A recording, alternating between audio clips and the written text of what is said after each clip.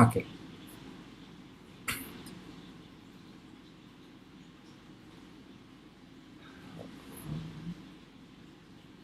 Is it okay, Tim? Okay. Oke, Mandi. Okay. Thank you. Okay. Let's start with this discussion because we're talking about the workforce optimization, and then I invite three technology leaders. Maybe I start with alphabetical. So I start with Andy Hardy from Genesis, and I have here. I have Aryan Sunil as well from Nice, and sorry, Aryan Sunil from Perin. Sorry, Mark Harrington from Nice. I would have find that too. So yeah. It's a good start. Yeah.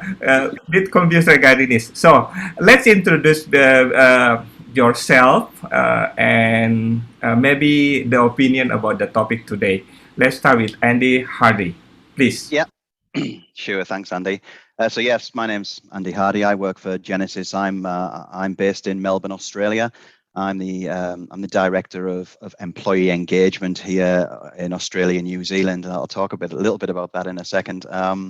Just very, very briefly, if you guys don't know who Genesis are, Genesis are one of the global leaders in cloud customer experience and contact center solutions. We span over around about 100 different countries around the globe.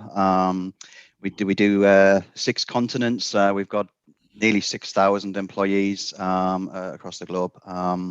My role, as I say, it's about employee engagement. I think it's an interesting title, and I think if we look at the subject today and we talk around workforce optimization and where we've come from, you'll hear terms of workforce management and workforce optimization and workforce engagement management and employee engagement, and there's all these different terms that kind of lead towards meaning the same sort of thing. And if I just give you my thoughts on where I think this subject that we're talking around today becomes really important within organizations, you got to think this stuff's been going on for well over 20 years. We've been trying to manage employees and, dare I say, bums on seats 20 plus years ago, and we're probably doing it through spreadsheets, and we were probably doing it very manually, and then we evolved into technology, workforce management technology that just helped you kind of manage how many people you needed each day. And then eventually that evolved into some sort of workforce optimization where we could then start thinking, well, let's start getting more out of our employees. Let's start, dare I say, sweat the asset, but let's start getting more from our investment. Obviously, investment in employees is typically the most expensive cost to any organization. And businesses really wanted to try and get more from what their investment was. And technology over the top of all of that kind of evolved over time, and I guess more and more things became relevant to extend workforce management into workforce optimization, things like recording and quality management and coaching and learning and the likes. And then I actually think we've probably evolved even further now, and we're into this engagement space where there's so many studies that prove that actually engaging your employees drives an even better level of service rather than just sweating the asset, like I said before. So look, I think companies really recognize that full engagement of employees is pretty critical to an organization's growth. And probably now more than ever, because of COVID and because of the situation that we're in, organizations are maybe losing resources, but still having to provide at least the same service, if not a higher level of service than what they've ever had to provide in the past. So, engaging your teams and making them feel part of your business is pretty critical. And I think, Andy, we've gone through a spell for many years of customer is king, right? Customer was king, and all eyes were on driving customer experience. And I think, look, over the years, there's been many people have come out and said, take care of your employees and they'll take care of your customers. Richard Branson from Virgin being a good example of that. And, you've got industry experts, if you like Mark and Sunil and myself, who've been working with businesses for so many years, trying to help them help kind of guide and educate and transform them and work with them to transform their business and to build this engagement and this optimization culture. And look, that's difficult. It's difficult for organizations to adjust their focus to the employee to then drive the customer. And I think introducing a broad engagement strategy before meant that you almost needed to get every single business unit within your organization on the same page at the same time, whether that's your quality and your learning and development, your HR teams, your workforce workforce management teams, everyone on the page at the same time. And that made our jobs really difficult, but I think over the last few years, we've kind of evolved with the power of cloud and artificial intelligence and machine learning. And our organizations have had to evolve as well. Verint, Nice, myself in Genesis, we've had to evolve in the way that we bring our technology to organizations to allow them to absorb it quicker, to use it easier, to get access to it better. And I guess to help them then use that technology as right for their organization, not everybody doing everything at once, to help them, I guess, drive their customer experience strategy through employee experience. And now we've got DX as well, with the digital experience as well, right? And it all is intrinsically intertwined and should be intrinsically intertwined to provide the best service to customers. And I think as a final point on this topic before we move on to the other guys, I think if COVID-19 has done anything good for organizations, it's helped organizations reprioritize. I think it's really helped them look at, now more than ever, mental health, employee well-being, work-life balance. All these things have just jumped so much to the top of the ladder of importance for businesses, and businesses taking this 3-year engagement strategy that we've talked to them about, and they're wanting to implement it in 3 weeks. And we're lucky in vendors like ourselves. We have the technology to help you be able to do that, and I guess that's why these forums and these conversations we're having today are so critical in helping organizations see and understand the stepping stones we can take them through to get where they need to be. Okay. Thank you, Andy, for the good point. So it means that integration for all the scheduling, recording, performance. I think that's the key point.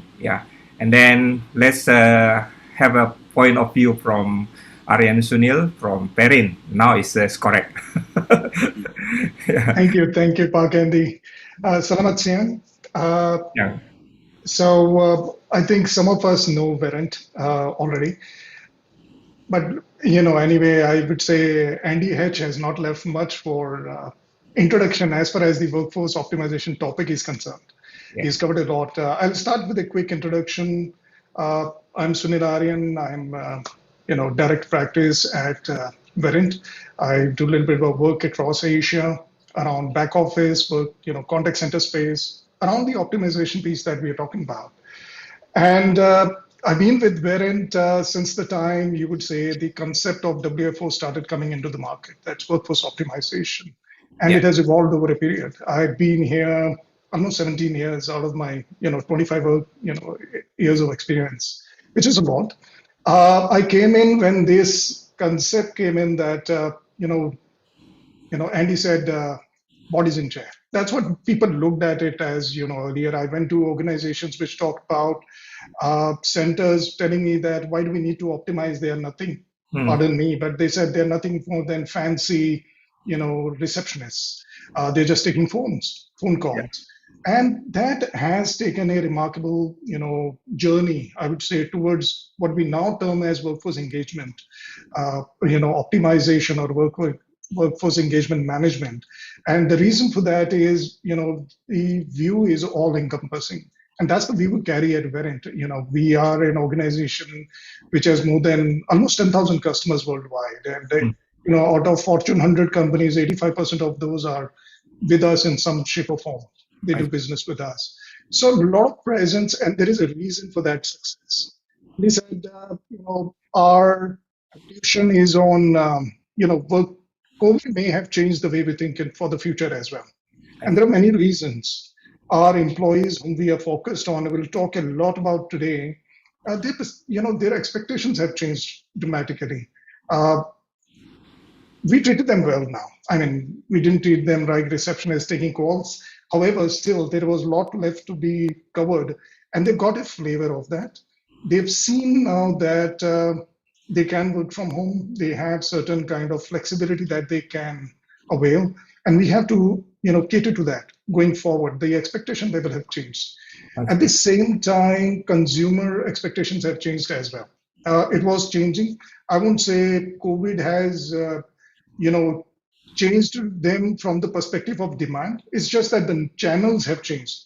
And why am I talking about channels or the modes that they engage with us? Because that is the implication on how we optimize our workforce as well. Okay. And this has left organizations, you may say, with sort of what we call as an engagement capacity gap at Verint. We call it that. That is, the number of channels are being added. Voice is still going to be there. Anybody who says voice is dead is, far from the target as of now, I would say. Currently, more number of channels have been added. However, we are at the same time not seeing an increase in our employees. And that's why there is this push towards, you may say, automation to some degree, that we just cannot match up to the number of channels coming in and the number of interactions which have increased over a period.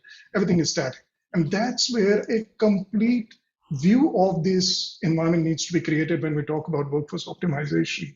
We have to factor for, the employee's perspective while trying to attain what the contact center is actually about. I mean, if I ask people, 20 years ago, 25 years ago, what is that employees are doing in the contact center, they would say, well, that's a silly question. They're here to answer calls. Nobody says that now. Everybody says that they are here for a business objective. And therefore, this concept of workforce optimization has, evolved into engagement. We look at them not only as a, fancy calculation mechanisms, for having the right number of people at the right time, or which is WFM, or looking at their quality alone. It is a lot to do with how do we bring better and faster outcomes for our customers. That will be the perspective going forward, and I think we will see that in some of our discussions, hopefully. Okay. Good point from Sunil regarding the business objective of the workforce optimization. And then Mark from NICE now. Your turn. All right, thanks, Andy. Thanks for that big smile. Thanks for inviting me. I'm sure, Andy and Sunil would love to travel to Jakarta as much as I would want to. Yeah. You help me to put my Jakarta shirt on board and, feel Yes, sure.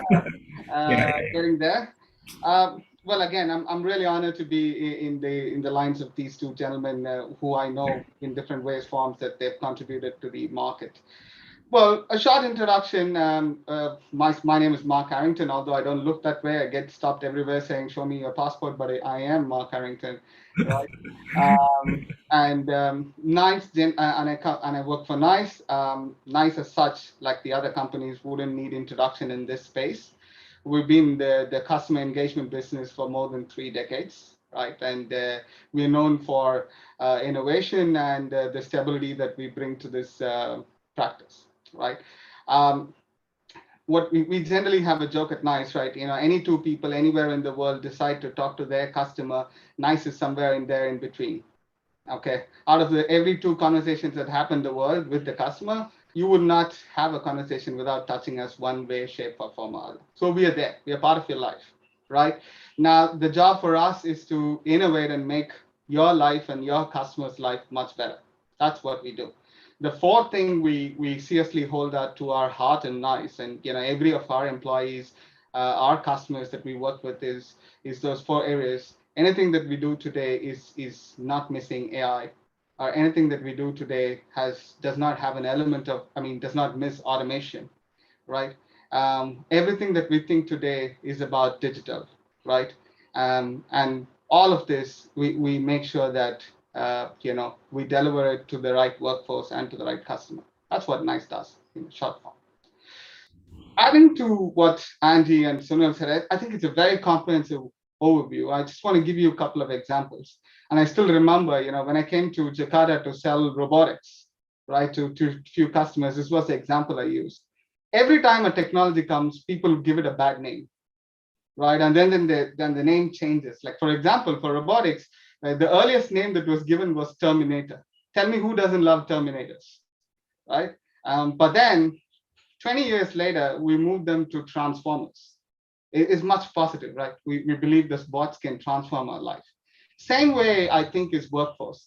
In olden days of contact center, and I'm sure Sunil and Andy would have seen that, we used to be called as productivity and scheduling team. Then, then we all was called as like workforce management team. Somebody is still managing the workforce, right?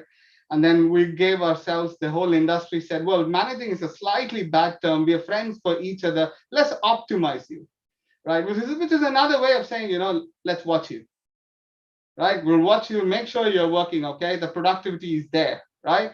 Yeah, otherwise, I want all of them to take 8 hours of work, 0 breaks, hold your restroom breaks. Let's drive productivity, right? But I think, like Andy and Sunil mentioned, the industry has now come to a better and a righter term, workforce engagement, right? The idea is to have an engaged workforce, because today's workforce, like Sunil was keep saying, they're not receptionists, because the questions they answer are so hard. They are the questions which chatbots couldn't answer. They are the questions your website couldn't answer. They are the questions none of your digital channels are answering, and they all come and end up with these guys, right? They're really the super guys. They're no more the usual contact center guys. If they are not really Superman and you don't keep them really engaged, and make their life more easier, faster, better, and engaged, then I don't think you can deliver the right CX. So my view on this topic is, today, as we talk about technology, talk about stuff, I would try and talk less about productivity and more about how do you get this workforce aligned to a business objective, like what Sunil said, right? And how do we make their lives more better and simpler? That is my view. Thank you, Mark. Good point. You're talking about how to engage with the human. Yeah. And then let's have your view about the strategy. I will back to Andy regarding what is the strategy must be considered by contact center manager, because you're talking about workforce optimization is talking about the scheduling, talking about recording, talking about the performance management. So how the strategy to integrate the three of things? Yeah, look, just before, it's a real pleasure to talk to people who talk exactly the same language as what I do around employee engagement. It's really nice. We don't get this opportunity very often, so I welcome it. So thank you, Andy, for making this happen today. Look, when I think about the strategy, let's even take a step back even further, and it goes something to what Mark was talking to there. I think contact centers themselves, all the different departments that are involved within a contact center, all have this ultimate goal of providing this excellent customer experience. Yes. It is about the customer experience at the end of it. Absolutely, that's the point. And all these different teams are all driving to get to that same point. Yes. But what we find is, historically, they've all been on their own journey to get to that point, and maybe the paths didn't actually cross too much. So your quality team would be doing what the quality team do, and your workforce management team would be doing what they're doing, and your coaching team would be doing what they're doing. A lot of this stuff isn't new. It's been around for many, many years. But what we're seeing is actually the more connected and cohesive you can make these teams work, the smarter you can be around how you engage with your employees, which ultimately then gives a better customer experience out of the back of it. So if I think about a contact center manager thinking about a strategy, I'd almost go all the way back to the basics of what service as a business are you even trying to provide your customers? And this might sound really obvious and it's stuff that you've probably done 10 times over. But to go on to the employee experience, think about the service you're providing your customers. How do you want that service and that experience to be for your customers, and build from there? So you can then start thinking about what the touch points are, how we engage, what employees we need to be able to even provide that service, what technology we need to be able to provide that service to our customers. But I personally would always start at that point. And look, when we have conversations from Genesys with our customers, it's never usually just about employee engagement. It's usually about your contact center strategy, and employee engagement is a fundamental part of it. Once over, it used to be the add-on on the side. It used to be the thing that they talked around after the businesses had talked about their strategy. and now it's actually an intrinsic part. And if I put that into a use case example, Yeah. I don't even think a lot of organizations really know why their customers are even making contact with them. I see. I think if you think back to wrap codes, and those wrap up codes at the end where an agent typically just picks the top one because that's the first one in the list, and businesses were trying to build their strategy around those wrap codes, and this is the intent and reason for call. We don't need to do anything like that anymore. That you can use wrap codes if you like, but there's so much technology available to you to be able to help you with that and understand why customers are contacting. And once you've understood that and you can really build that map around why people are engaging, you've then got a foundation to be able to, I guess, build out your strategy a little bit further. And like I say, use technology to help you evolve. But just think about the amount of data that you've got to be able to do that. You've got piles of customer data. There's loads of it. Everyone's talking about customer data till it comes out of their ears. We've got just as much on our employees. Like there's so much info and insight we have on our employees, Andy, that we could start using. And I think if we can start to correlate those two things together, we can really start to be very, very smart around what we need to have in place around our employees. And look, we can talk deeper about what does engagement of the employees mean as we go through the session, but to think around how you start to build your strategy, I would certainly start there, start using the data, using the insights, and probably, and this might sound like a sales pitch and I don't mean it to be, but really, really engage your vendors, regardless of which vendor it is, as early as you possibly can in that conversation, because there's so much technology. A lot of the time you don't even know it exists. It's evolving so quickly. Us guys sometimes don't even know it exists.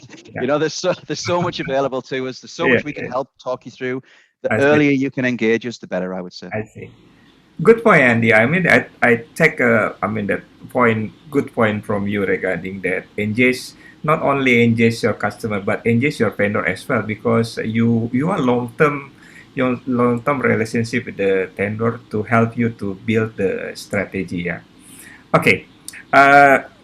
Go to Aryan. You mentioned about business objective. This is a very good point. So, what is the strategy which contact center manager to have to consider to have the business objective of the workforce optimization?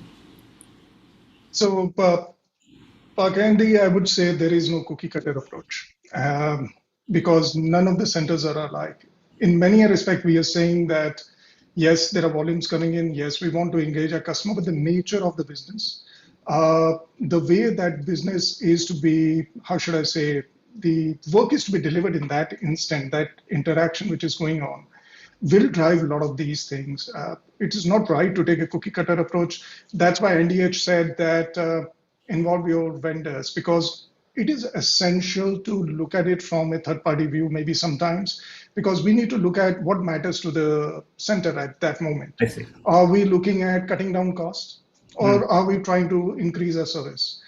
Because depending on the stage of the organization, we may have to take one of those steps. Consider what is the complexity of my center. Anybody who's just doing, let's say, a modem reset for someone versus somebody who's doing mortgages. The level of interactions or the complexity of the interaction plus the complexity of the process will drive a lot of, what needs to be done in such places. And you also mentioned the channels, the amount of data that we carry. How do we bring it all together? These are some of the things which will be essential in this design stage, I would say. And how much focus? Again, remember, the centers consist of, or any business actually focuses on three things these days. First of all, the customer. Second is our employee. And the third is, of course, somebody sitting within the organization looking at what's the cost to serve. And the balance creation, we talk about balance, it's a tripod, I would say, you're trying to put up.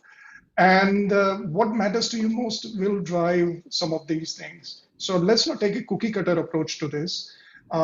We know that eventually when we are doing this work, for someone who's doing a very high net worth of transaction, they will need this information. They need that situational awareness that when this transaction lands up on, in front of me, I'm able to have the relevant piece of information points with me, which are actionable at that moment. I may use a bot, I may use an assistant, I may use any other mechanism of automation within that.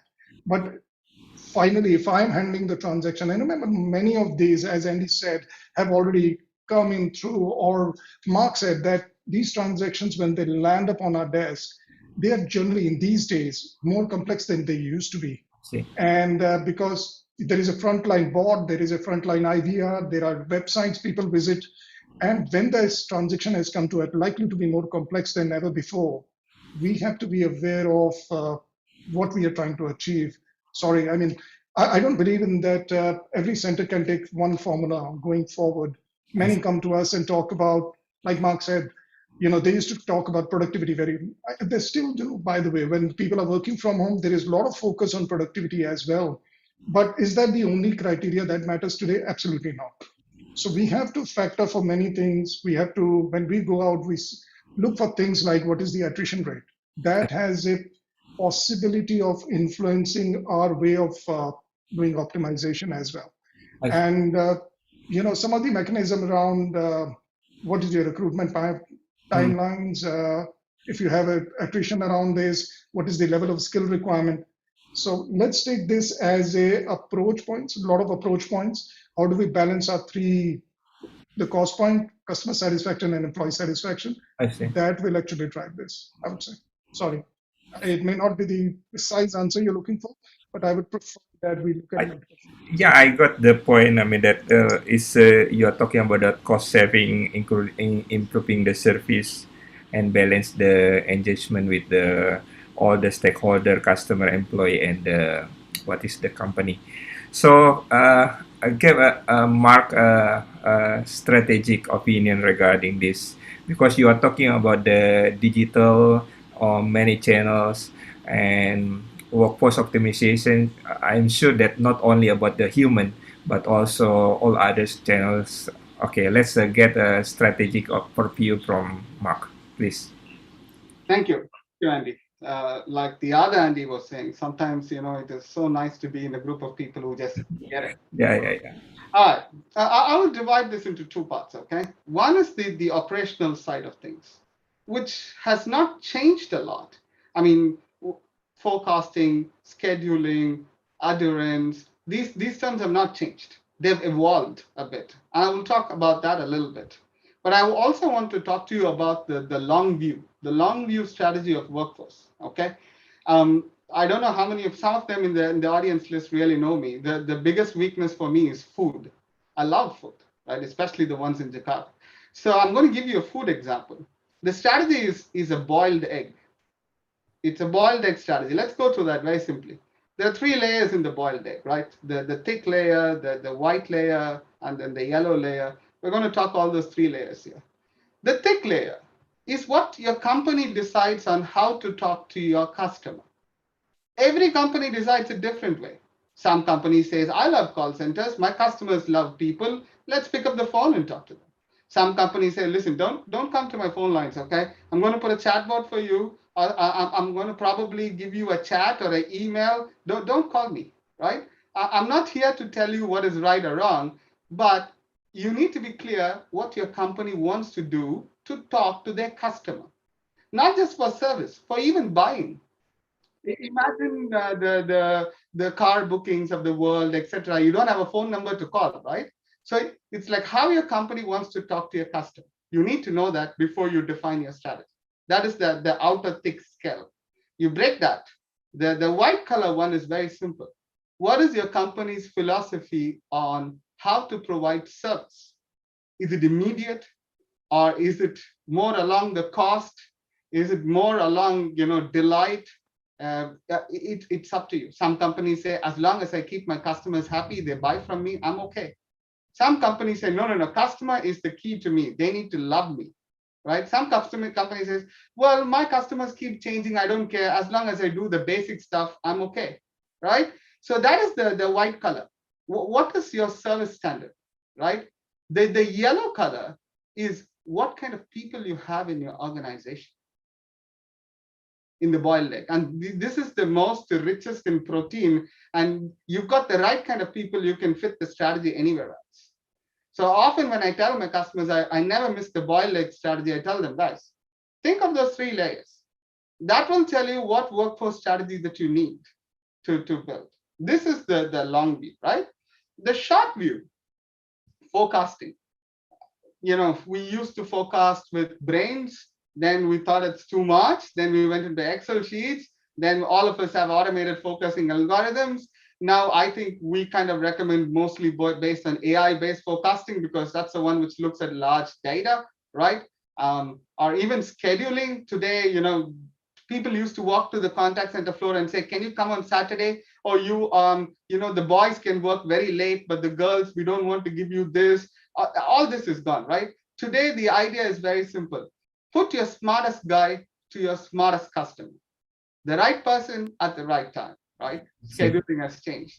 And then the last part, which is more about real time.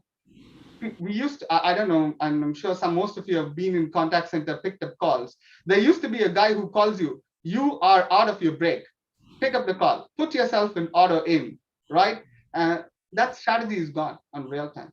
Today, we have working mothers among us who want to go and pick up the school because of the COVID stuff and come back and continue in 30 minutes the calls. So how flexible is your real time? Can't you just open up your mobile phone and say, 30 minutes block, somebody else pick up, right? I'm going out to pick up my child, or I'm going to get milk from the supermarket. 30 minutes late, I'm logging in, somebody else, you can get out. All on the mobile app, right? So that is real time. I see. Right. So you think your strategy long time like a boiled egg, and an operational like what I spoke about, both areas are developing. So you need to think both the ways. That's my view. Thank you, Mark. Can I go first to Aryan, because Andy always first. So now Aryan go. Sunil, Sunil go first regarding this. What is it could be a bit confused now for people. Are we talking about workforce optimization, talking about the scheduling, or we are talking also about the quality, or talking also about the what is reporting performance? So how we integrate that together? Can you? Thank you, Palkandi. So, like I was saying, my example for that is my journey in this world as well. I used to be a WFM person. Then suddenly it became evident by, I would say, slightly by evolution. So I was out of a lot of industry thought that is not enough. We just cannot have a very efficient schedule coming in. We may have a very efficient employee coming in to take calls for that. But what was a WFM guy's perspective? I'm slightly getting tactical here. Their perspective was this person handles X number of calls. That's his speed to answer.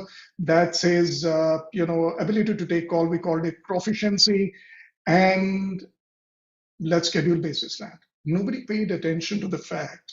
The WFM guys didn't pay attention to the fact that if the quality is not to that level, then what happens? Is that a good call? What if my FCR doesn't come in? These are basics. And that's where the journey of WFO started. WFM merged with quality first of all. We brought in quality because we had to bring in that perspective. And that journey is going on. I mean, now we do not talk about a person's optimization without empowering that employee. How can we expect? So the first was a reaction, like Mark said, measuring employees, always thinking as a manager. This employee delivers X calls, this employee delivers X amount of quality. Now we are in a situation where we say that we will empower the employee to do better all the time. You may think of it as giving them assistant bots or knowledge on the fly. When I am working, if I am performing, if I'm new to the organization, let's say, I'm just 3 months in the system, but there is an employee who's 3 years in the system, their proficiency to deliver a better customer service, not I would say number of calls, is higher. Why can't I mimic that? And the reason for that is we believe in training. We say, here is a training, go out, you have done your training, please go out and now, deliver what you can. And we know from Ambiguous theory that everything we learn in a classroom goes away in 31 days, most of it. So how do we empower the employee in the moment? So is WFM only forecasting, scheduling, and quality? No, their journey is going on further. We would talk about empowerment all the time. Empowerment also means giving employee the choices when they want to work, like Mark said. But the most importantly, empowerment is about giving that confidence to the employee by giving them this workspace where they have the right information, they are situationally aware of the what's going on, and getting real-time help, automation, knowledge, many other mechanisms around that. CRM, some people talk about. We bring that all together for that individual to deliver better. That's optimization. I see. So it means that this is about agent experience, yeah, not only about the customer experience, but this is also about the agent experience, yeah. Let Okay, me end with an analogy. I okay, mean, it's a wrong analogy in this forum. Look at it, what used to happen earlier. I see. World War fighter planes, there used to be a pilot and then a shooter behind them, if you I have see. seen these kind of stuff. Now we give him, the pilot's deck, even if, airline flight, if you go to, is filled with things that give them information that make them situationally aware. They are able to handle a lot more. They are able to tackle a lot more because that assistant exists. That's optimization. To do same amount of work with old tech would have required a fleet of pilots alone to handle one flight. So that's what we are trying to achieve. Okay. So Mark, go back to you. So what is the opinion about this? But three things to combine together to deliver agent experience and what Sunil said. Maybe you have different opinion regarding this. Mute. Okay, unmute. Same old problems. I don't have a different opinion. Couldn't be a different opinion because the science is very clear. I see. But what I would tell is, in terms of quality, we all know that when we want to deliver an outcome to the customer, there are two things important. One, how much, which is productivity. Second is how good, that is quality. So naturally, these two, we will be friends, right? You can't separate them from each other, correct? But now quality is, do you want to have a mother-like quality or do you want to have a teacher-like quality is what you need to check, right? A teacher-like quality is, well, you have 20 things. Are you doing this exactly right? I'm going to give you 1 mark for each, right? And I'm going to evaluate you. Is something that is more like a teacher-like quality. I'm not saying all teachers are like that. I'm just saying it's an example, right? Some teachers change lives. There are many that change mine, right? But if it's your mother, it's a different approach, saying, I'm not training you for one scenario. I'm training you for life. Yeah, in quality is about training you to meet your customers and solve anything that they may come up, not the ones in the textbook, right? And you need to do over and over again. So there is a good boy and a bad boy. There cannot be a scenario like I have a good boy sometimes and I have a bad boy sometimes, right? I mean, as parents, we want our children to be good. So this is what we train. We train for consistency. I see. So quality is all about delivering consistently high-grade experiences, and they go well with workforce management because that's important. But you need to remember, the way we see quality is changing. People generally use the word quality monitoring, right? And how do I monitor? I randomly close my eyes and pick a few balls out of it and say you're good or bad or ugly. You're bad, you need improvement, right? Where did this come from? Remember when we buy laptops or when you bought watches, you will have one sticker which says QC tested. That means, in a batch of 1,000 watches, they randomly pick up one and they check for quality. All right, whether you're right or not. But unfortunately, human beings are not laptops, they're not watches. Some people are good at something and some people are not good at something. You need to make them better, right? So today's quality view is using AI, scan everything that's going on, right? Find people where exactly they're missing things and help them to move to the right. Now that's a game changer for the engagement because people like that. If somebody come up and say, you are the 8th in my team, okay? In my 8 people team, you're the 8th. You need to become the first. I will look at my manager and say, how? Right? But now if quality, AI-based quality is coming and saying, hey, listen, you're great at some things. I listen to all your 100% of your conversations, but only these 2 things you can change. And this is how you change. Exactly. It's more like a mother telling me how to live my life, right? And that is the game changer. And that's how we need to look at it. So they're friends, workforce management and quality, they're natural friends. And we need to start looking quality as, a random way of telling somebody to meet a standard, Yeah. to analyzing everything and using technology and telling them how to go to the next level. I see. That's my view. Thanks, Mark. Good point. I think Andy ready to give the opinion. Go ahead. Yeah, I agree. I completely agree. Like, I could pick up on 100 of those points and agree with them. I think you're right. I think going all the way back to why not just make sure we're getting the right agent connected to the customer to be able to give the best service for that customer inquiry. That's the simplest thing you could ever do, right? We know all this stuff about our agents and we know all this stuff about our customers. Let's connect them together. So I completely agree with that. Look, we still walk into large organizations today who have quality management teams where they've got dozens upon dozens upon dozens of people sitting listening to a random 4 calls per agent per month, trying to find that golden nugget of information to say, oh, we should train you on this because this is the problem. And look, for the people who are on this call, when you talk to your quality management teams about the power of what the technology can bring, sometimes they might be difficult conversations, right? Because some organizations are protective of their business because they don't want technology to evolve because they've been doing these things for so many years, so you've got to transition as well to help your businesses see and understand that they can stop becoming people who just process one after the other and start empowering your people to start making much bigger and broader decisions, and let AI and let the technology take care of that stuff for you, and take care of the mundane, the repetitive. Our stuff can do that for you. You can then start doing the job probably that you should have been recruited to do in the first place. So I think there's a lot of evolution there. If we think about how you would evolve a business in this space, Andy, I think obviously I've said start with the customer and start with what you're wanting to achieve with the customer, and I still stand by that. That's right. But what I think has evolved and changed over the last few years, and it goes back to what Sunil was talking around, is businesses are not now coming to our organizations looking for a quality tool or looking for a workforce management system or looking for a coaching tool.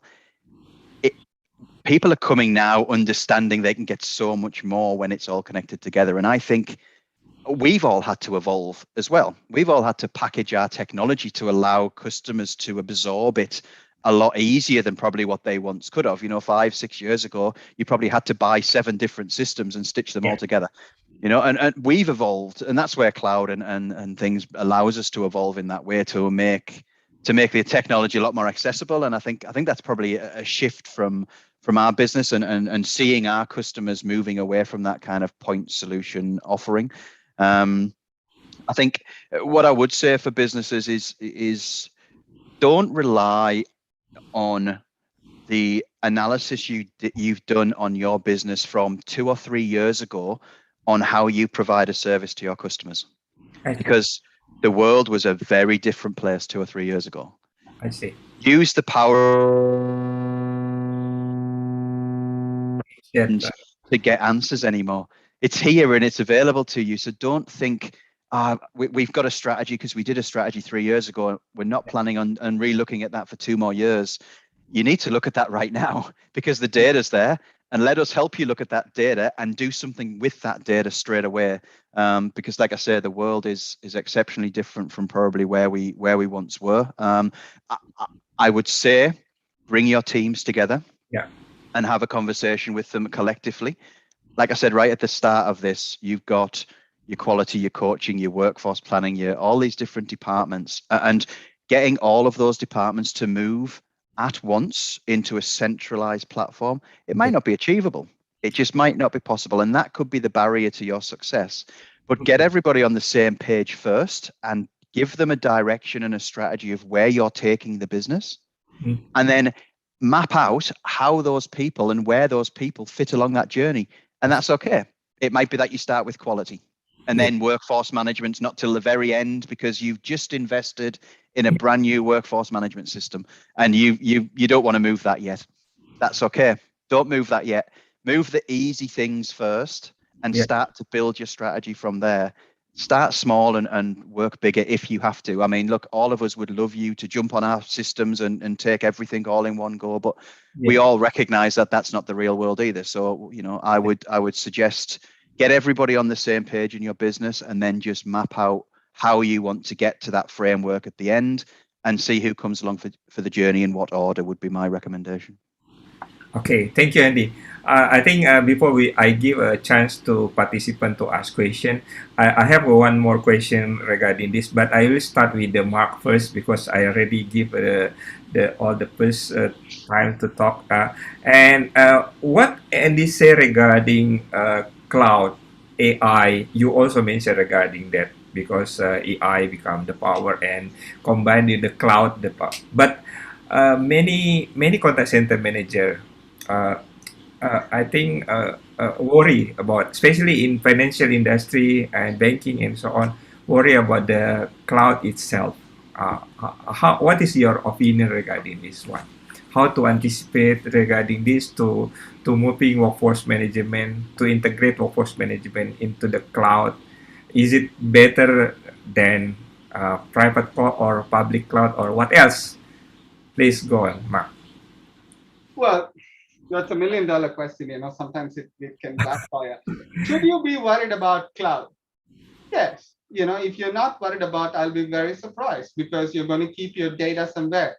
Will you be worried about which bank you deposit the money? Yes, you should be, right? Because it's your money, right? Well, does it make sense to go to the nearby bank and deposit money, or does it make sense to the biggest bank in Indonesia and deposit the money? Maybe, maybe not. I would be more interested to say I want the bank which gives me the most interest. Okay. Same way, I will connect it to the cloud. Cloud has its own advantages, whether you like or not. First of all, it's going to give you a power to compute like, sorry, it's going to give you a power. All right, something in between. Yeah, it's going to give you the computing power like you never had. Like, good example, Andy said, hey, how about using AI to find out all the small behavior of people? Like that's what we do at NICE, right? You remember in call centers, we have this problem, ownership. I promised the customer that I will come back to you, but I never came back to you. How many conversations can you listen to see whether your employees are actually exhibiting ownership? But at NICE, we say, we have models based on AI that can automatically detect these things and come and give you a score, right? Predictive modeling. But if you want to run them on your on-premise servers, oh boy, that's like, it's hard, right? Imagine putting the server rooms, put them on a cloud. It's so easy to take them. So yes, it's like the bank which gives you the highest interest, right? Now, everybody's worried about the security, right? And more so on the financial side. And the regulators, our friends, are always saying, make sure the customer identifier. But today I can tell you, the clouds are more safer than your actual data centers, right? The amount of security in terms of technology, in terms of the levels of layers that we build on cloud is much far superior than what you would put into your data center, right? There's studies on this, there are theorems on this, but then let's not go into it. The last one is, how good is it for your money to be worth? I see. Right? Today, when you want to buy a technology, and Andy said it rightly, forget your 3-year-old data. Think about today's data. And I'm going to ask you to think on the same lines and think differently. You're buying something today. Will it make sense in 1 year? Will it make sense in 2 years? Do you want to all buy and keep it on your premise? I see. Or you make sense. All right, I'm making this big change. This is going to change my market. Why don't I just buy it on the cloud, use as it seems? If it's great, then let me scale along with it. I see. Okay, so that is the right approach to cloud. So for example, one of our customers is like, when do you actually buy flowers? Andy, when do you buy flowers? I see. Buy flowers at all? I'll probably ask Andy Hardy. Andy Hardy, would you buy flowers? I buy flowers for my wife every 2 weeks, Mark. That's amazing. He's a smart guy out there, right? And I knew that.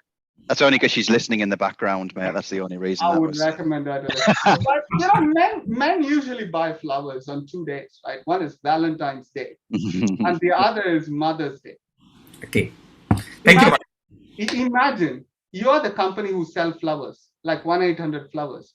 In Mother's Day and Valentine's Day alone, you need 1,000 contact center people. Yeah. Other days, you need only 200 people. Yeah.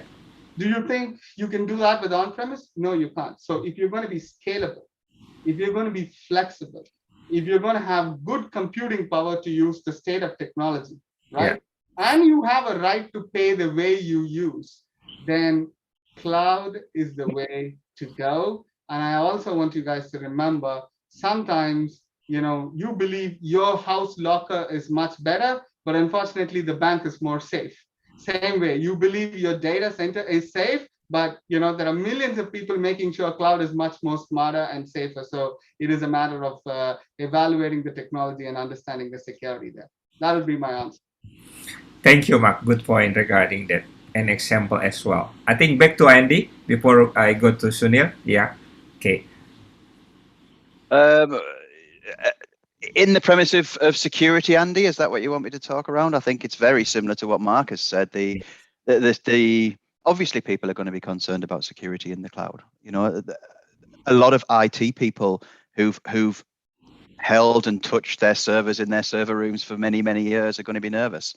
But there's so much security infrastructure in place. There's so many standards and certifications and regulations and globally that we all meet as vendors, that we have to continue to meet to be able to protect your information. It's the first thing we do as a business. It's the most important thing. Security is more important than anything.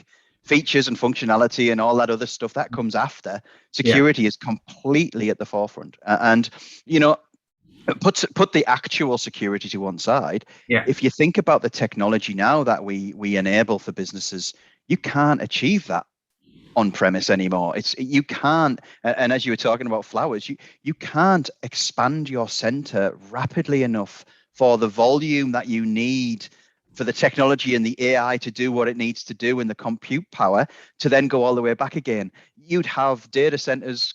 You'd have more data centers than you would have employees. And that's what the power of the cloud gives you. It allows you to burst with this mass of need of compute power for machine learning and then drop all the way back down again. It allows things like the AI forecasting to happen in 5 seconds as opposed to happening in 4 hours like it used to happen many years ago. You know, you press the button and you could go for lunch and you could go walk the dog and come back and it would be nowhere near. Now it's instant, and it should be instant, right? It should be instant. But for us to provide that level of service, the cloud is a fundamental part of that. Don't get me wrong, we still have a lot of customers, Andy, who are on premise, absolutely. And it's still a major offering for what we offer to our businesses, and we'll transition organizations over to the cloud as and when they're ready. And all it means is they can adopt a lot of the capability that we offer our customers in the cloud, but they just adopt it from premise. But they can still use that technology from the cloud, but still have that premise environment. So, you know, there's a lot of opportunities for customers, and I think some businesses who will say, we're not going to cloud, we don't have a cloud strategy for the next 3 years. Have a conversation with us and let's just talk that through, because I honestly think there'd be a step forward to help you sooner than you think. Sure. Thank you, Andy. Good point.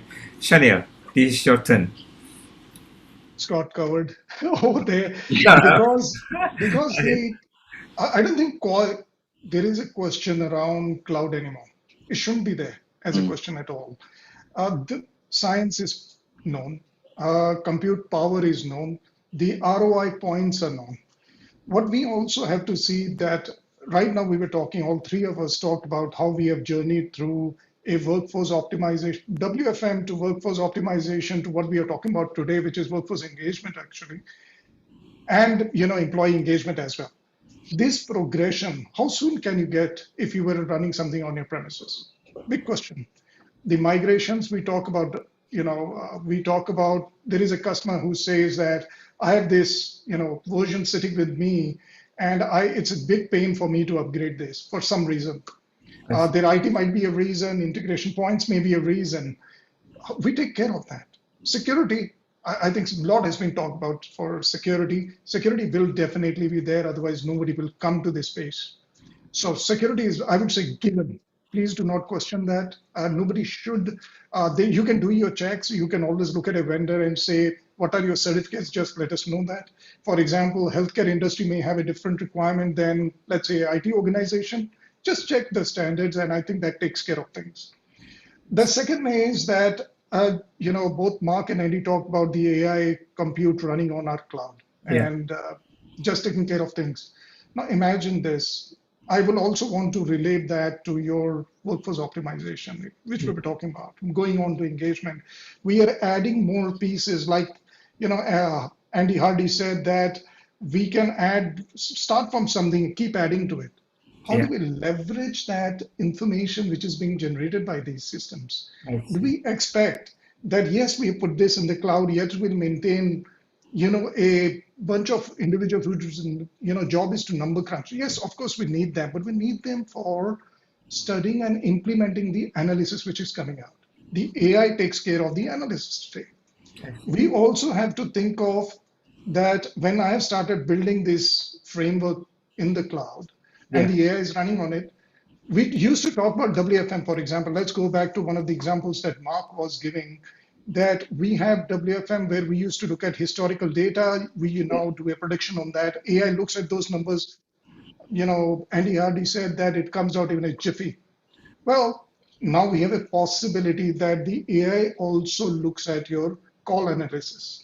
It does a prediction. It points out gaps, which just mere WFM stats will not tell you. And you can do that cross checks and do it very, very quickly. And otherwise, correlating this has been a challenge in the past, and hence has not been there. For example, we were talking to a long time ago, not today, almost 12 years ago, IT giant was saying, can you create a forecast based on my subscriber base? I see. And that's a daily changing target. Why? As more and more customers are coming in, we don't know how many are prepaid, how many are postpaid. And using that data and analyzing that information for a forecast, it was sort of, shot in the dark.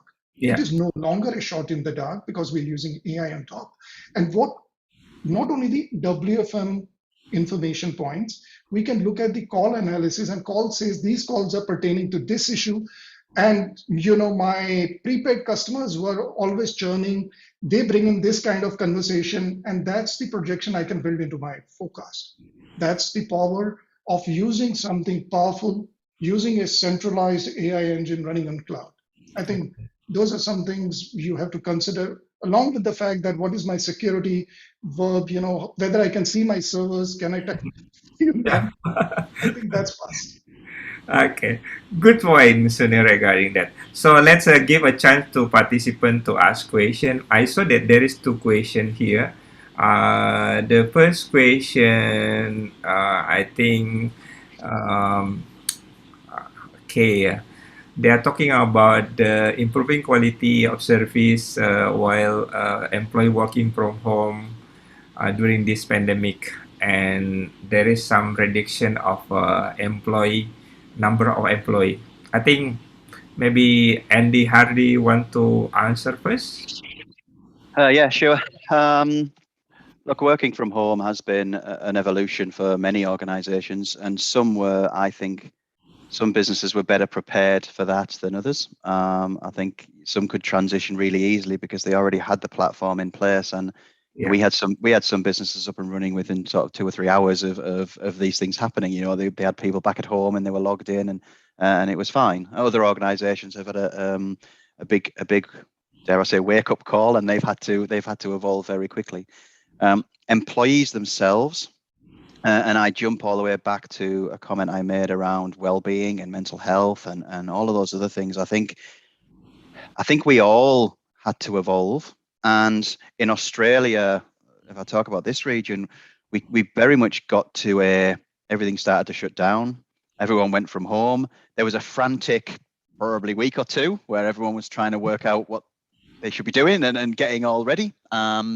And then I think we all went into this real kind of can-do attitude of everyone wanted to, do the best they could and work as hard as they could and get stuck in and that was brilliant. And I think that's what all companies just really needed at that time, was their employees to really kind of stand up and help through the transition that they were going through. So I think that part was great. But then as that's evolved, the risk on employee burnout, for example, and the expectations of business. A week or two where everyone was trying. Sorry, I'm getting a playback. Yeah, that's throwing me off my thought. That impact on the employees, sorry, and the consideration of their burnout. And there's so many people have talked around this, from Satya Nadella for Microsoft to all these different people have gone out and said, we've got to be really careful here, that because employees are working at this level, we've got to make sure that we support them in the future, and we don't continually expect that to happen. And we've got a job as leaders in organizations to have to do that and to have to support them, or all of a sudden we will have burnt out employees and we'll have a much bigger issue on our hands than anything we've had by getting people to set up and work from home. And I think about what do we do. And it probably comes back to engagement compared to satisfaction from employees. Are you satisfied to work in a business? Well, I'm satisfied to work here because I get to work from home and do as minimal amount as possible and get paid. I'm satisfied, but am I engaged? I'm probably not engaged, and I think we've got to make sure we're engaging our teams and engaging our people. And those, I've spoken to businesses where they've said, it's okay. We do a 5-minute check-in every single day with every employee who's working from home to make sure they're okay. I can be anyone for 5 minutes. It doesn't necessarily mean that my children aren't screaming in the background and smashing plates, and the food's on fire in the oven, and I've got to take the kids to school, and the dog's outside. Anybody can be fine for 5 minutes. I think it's our responsibility as businesses, and that's where our technology helps. Again, is to support you much broader than that. Don't get me wrong; those check-ins I think are absolutely critical, But use the data, use the insights, look for the triggers, look for the areas where you can see maybe someone is struggling. Allow flexibility with your workforce management system, like Mark was talking around.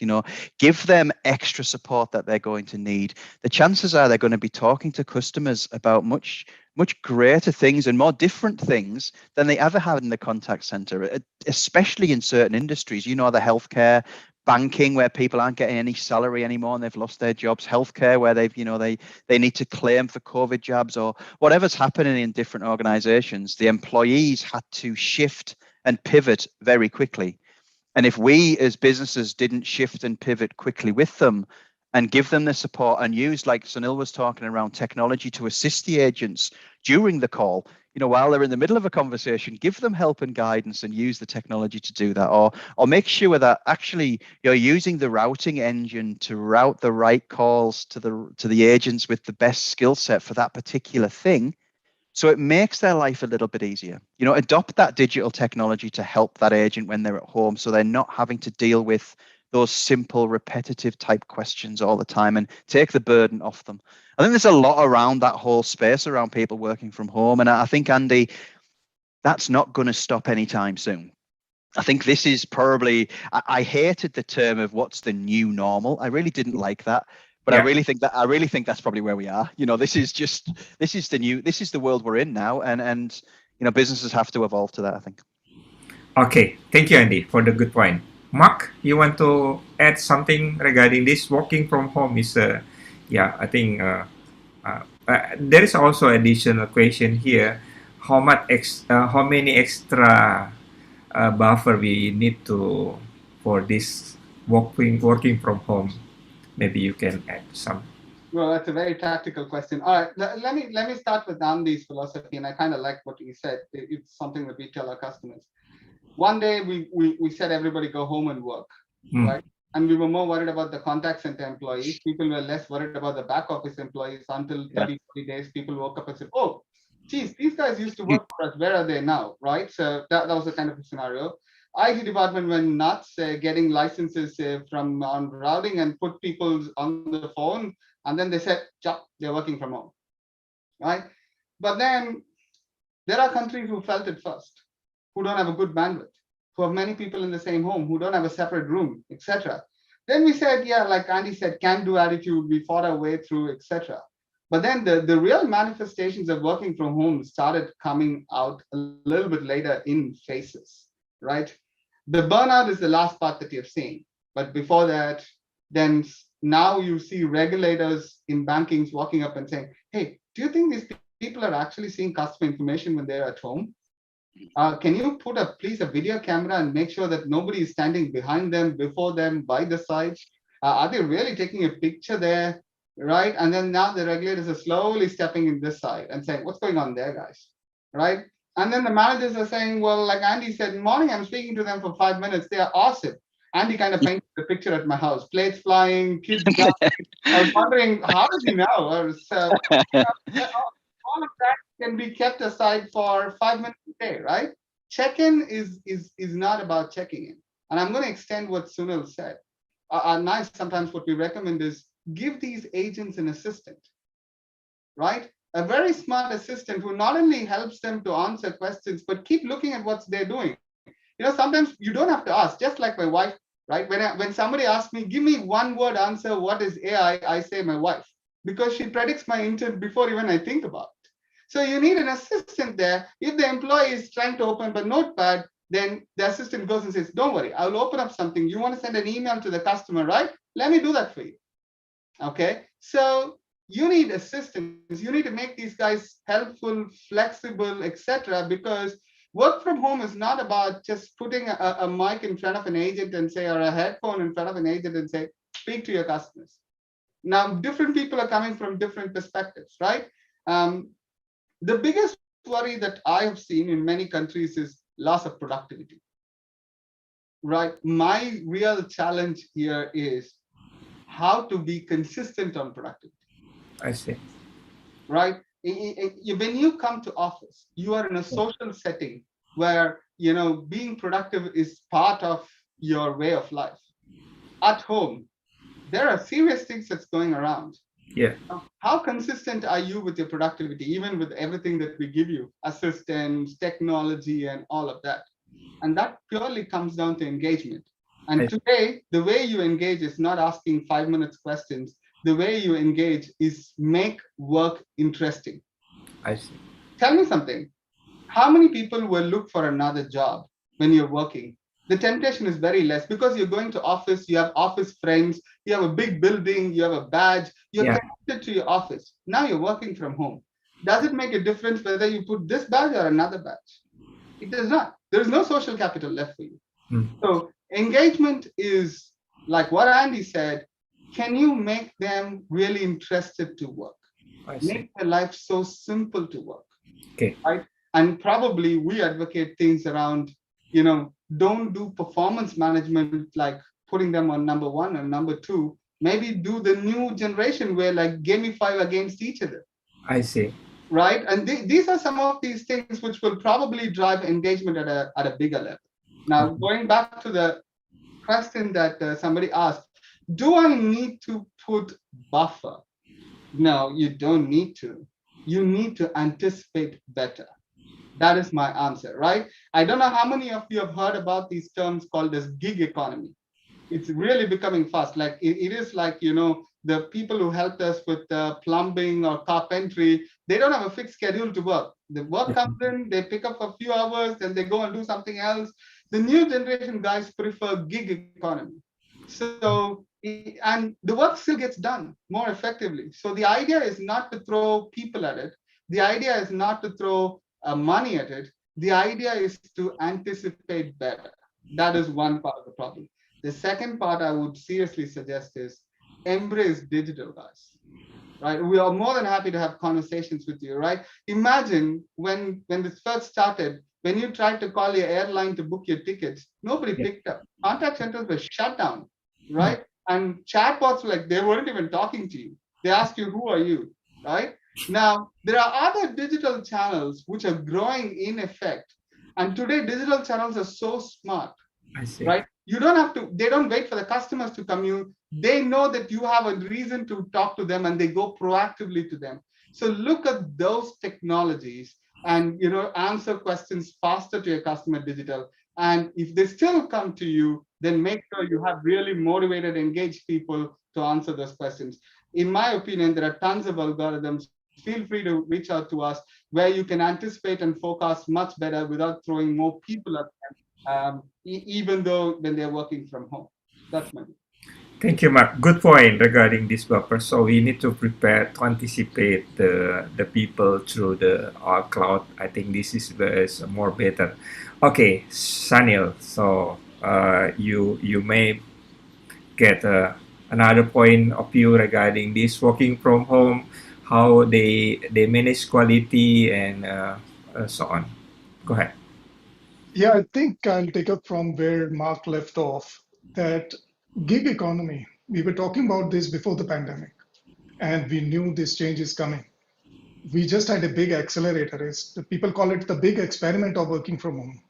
It's been forced upon us, and it has made us do things which probably would have taken another 3 years to do so. Mm.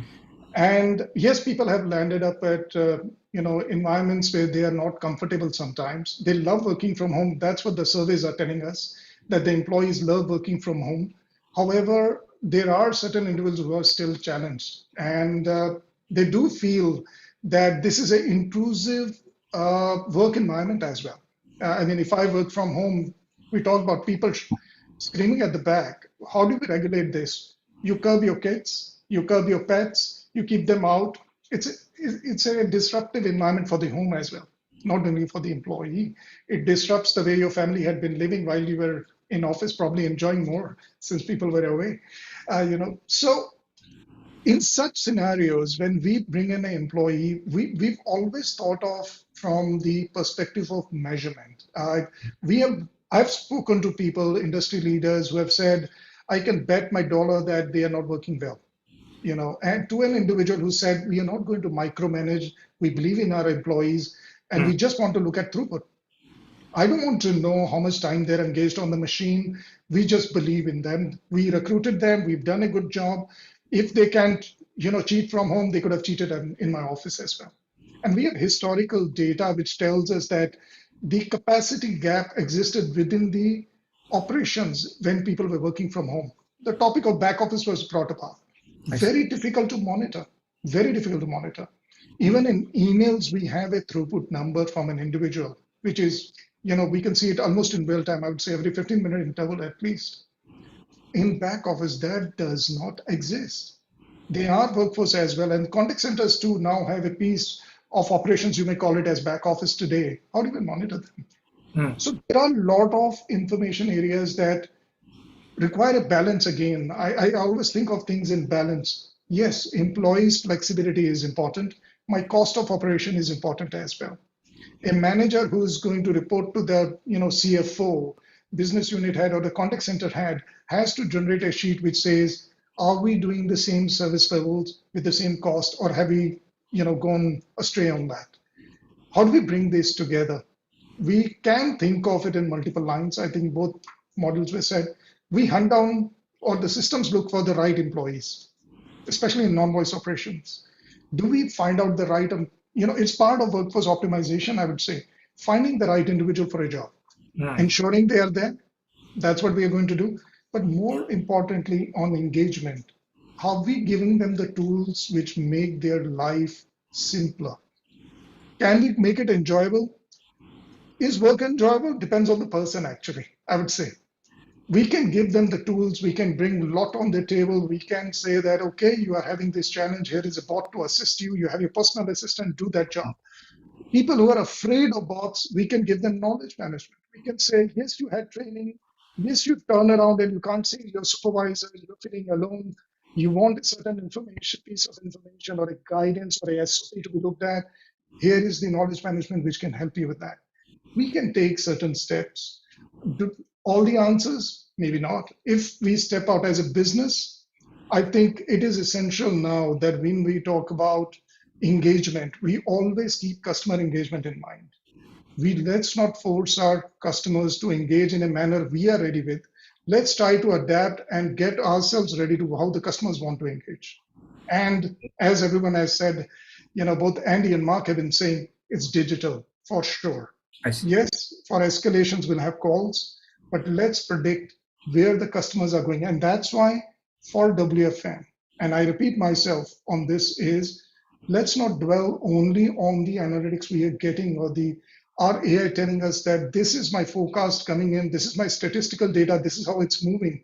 Let's also look at what they are saying on our digital channels, analyze and influence our forecast, predict that, and have people ready for that, both from capacity perspective, as well as skill perspective, as well as a readiness to work perspective.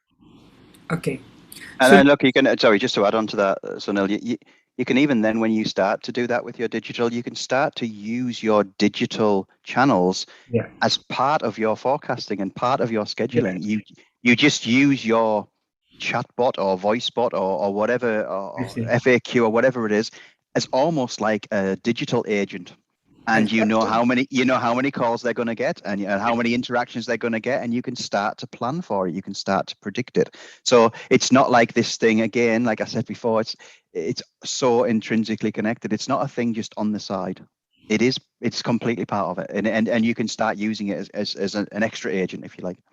That's making life easier for the managers. They see their human workforce and digital workforce in a single pool. They can route work to them, they can manage them, forecast them, do a better job. Yeah. Combined with human and the what is digital, so it's been but they need to workforce as well. So workforce is not talking only about the human, but also about the digital. Yeah. Okay. I have additional question for Suni regarding. Wait a second. Mark mentioned about the gamification. Is it okay to talk with you regarding this? I mean that gamification. I think all of you have those kind of features because working from home is a challenge, and we need to engage with the people. How do you think that this could be happen for people working from home? So gamification. Well, we are all, on the level that we are now trying to manage our people. So I can be honest here. Performance management in the form of gamification is fun way of competing with each other. I see. That's the honest answer. I see. What does gamification do? Gamification is a mechanism where we make it exciting for the employees. I see. Don't let them think that they're always being measured, but I think there is a value in that as well. If an employee knows that I will be measured eventually in some form or the other, I see. I should be performing to a level. Everybody has an objective. Every person has a KRA. Every person has a KPI. In this, that is the fundamental of delivery of a service. When I do a capacity management, I will always know. I will have to estimate what is my person's delivery, what is their throughput, what's their quality. All those parameters we have to keep in mind. Now, we do want to measure, but we don't want to disrupt our employees' mental peace, let's say, that I have this challenge going on and yet I have this sheet which will go on. There are many mechanisms to manage that. One of them is that the first person who looks at the information is the employee themselves. I see. They have the opportunity to correct themselves, whether it be by performance management or gamification. Gamification is more fun. But we also know, and this is experientially, I can tell you that there are many individuals who don't get involved in games. What do you do with that? Nerd people like me who just don't play any games. So what do I do with such individuals? But yes, it's more collaborative. It's more fun. It brings people into a mode where they can say, yes, I want to do this and I motivate myself. There are motivational points in that. It's a great thing. We have been in gamification for quite some time, and our experience is drive it with the change. It requires a bit of a change management as well with it. How do we involve out of 100 people? How do we ensure that the leaderboard carries, even if I play a race game, which says, I'll give you a very simple game that I'm playing, race cars, where the speed is my throughput on the number of transactions I'm doing and quality is my fuel. So if I'm going very, very fast and I exhaust my fuel, which is I'm not doing a great quality, I'm not going to reach my target. And there are coaches within the system which can tell you, you can actually be doing this to get your quality up. It's a very, very collaborative function. Will this work for all of us? Is something which the managers have to be there to do that. Having solutions is great. That is a great one. I would say keeping people involved in the game as well requires a special coach. Okay. Thank But you. it's a great way. It's a great way. Okay. How And the Andy? right thing. Oh, you want to add, Mark, please? Yeah, no, I would completely subscribe to Sunil and the right game, right? I mean, I'm sure there's many people out in the chat who love Gracia and Rahayu. The whole world loved them, right? Who bought the Olympic medal to Indonesia.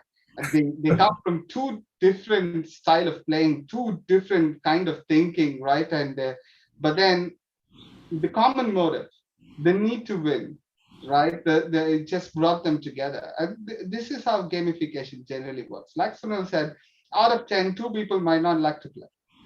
Mark, is it gamification help implementation of workforce optimization? Absolutely. Absolutely. This is the key idea, right? Okay. It is not what game you play or how you play, it is how it connects to your objective. I see. Right. People just might not play, just because, they don't like playing. But then if there is a real clear objective that they're trying to, and there is transparency in the system that, like Sunil said, the first person who gets to see the real data is the person who actually matters to, right? And then he or she has an ability to influence it. I think gamification is an instant tool. But again, to remember the kind of workforce that we are churning now. Yeah. Are very used to this part. I see. Right? We're talking about people growing in computer games and video games, and they are entering the workforce faster than we thought. Yeah. So while some of us might find it like a little bit more time to take engage, and I'm kind of Sunil kind of a guy. If somebody says, "Come and play with me, racing car," I would say, "Geez, no, may not." Okay. Right? But the guys who are coming into the workforce now, they're so cool. They're getting in, they play, they enjoy, and then they push the productivity level. So we've seen deployments where one Christmas Day holiday, winning a game and getting a holiday, has driven more numbers, more resets than 2-3 campaigns in a whole of an enterprise. So it is a game changer used wisely. Thank you, Mark.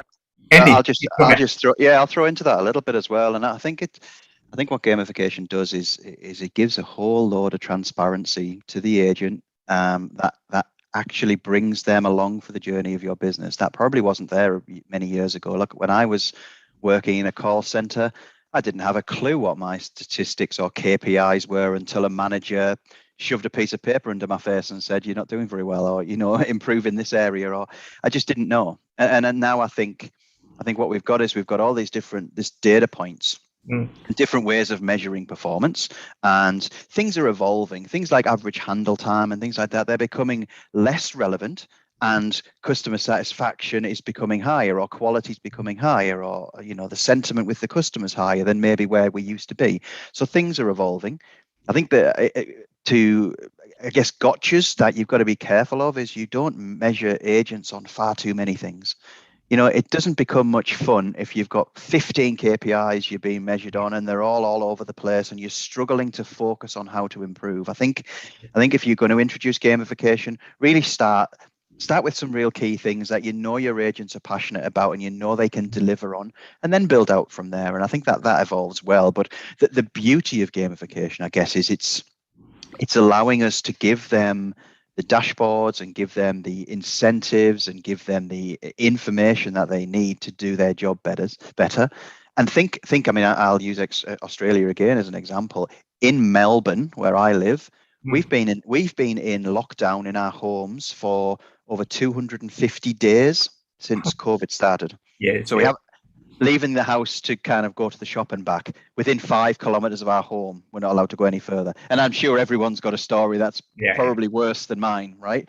But the point being is we're recruiting employees still in our country, as you guys are. But those employees aren't even getting the experience of even going into an office. They're not meeting their teams anymore. They're not shaking their hands and saying hello. They meet them through these little boxes that we're looking at now, and that's about as far as they get to go. So introducing tools like something like gamification and performance management and those things, it allows them to build some rapport, some connection with their teams. They can see leaderboards, they can see performance. I agree with Sunil. You take that to whichever point is right for your business, and we talk to companies and they say, "Oh, I don't want gamification because it's going to make my lower performing people feel bad, and they won't feel as good as the rest." Look, you manage that by how many people you put on the leaderboards and however else you want to do it. I think the one key thing to add is personalization to individual people is how gamification thrives. Having one set KPI across your whole call queue or your whole business area, you're going to have people struggling. This is about hyper personalization for our employees. It's about, we know everything about them, so let's personalize it. Let's make it about them and their targets. Let's set some goals that they can achieve, rather than everyone wants to be the highest salesperson in a business. Everyone wants to be there. And you always want to be that other person who's always brilliant at selling. That might not be achievable to get to if they're so far away from you. But if you can put some stepping stones and give coaching and give guidance and give training along the way, I think you really do engage people using that type of technology. Well, I'll like to add to that. I'll add to that as a note. The gamification, if you see, we are saying that there are a lot of individuals who are engaged with games. Yes, of course. I mean, at least on mobile, definitely everybody plays some sort of game on the mobile. The new age, at least. They do come down. They will get engaged. We tell them, okay, we are going to measure you in a following way. It works.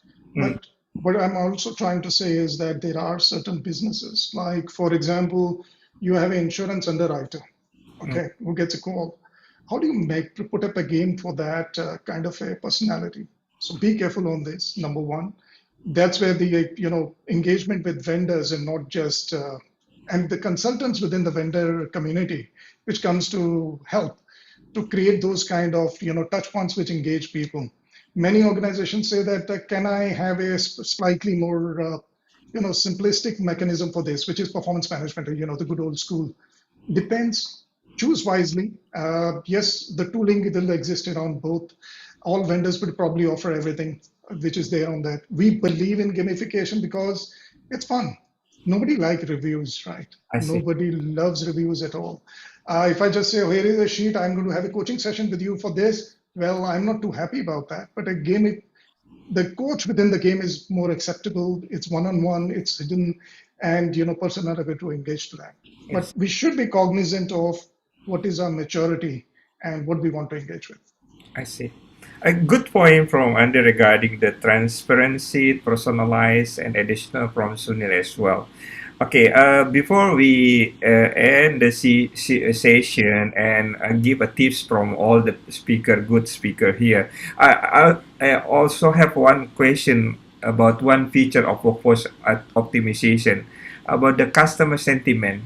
Can we talk regarding this? Because analyzing the quality, of course, is talking about the customer satisfaction. But how about the customer sentiment? Who want to go answer this question? Should I go? Okay, go. Go ahead. I'll go first. Okay. His sentiment is very positive. You should let him go. Okay, go ahead. Go ahead, Andy. I'll go, but I'll be brief. Okay.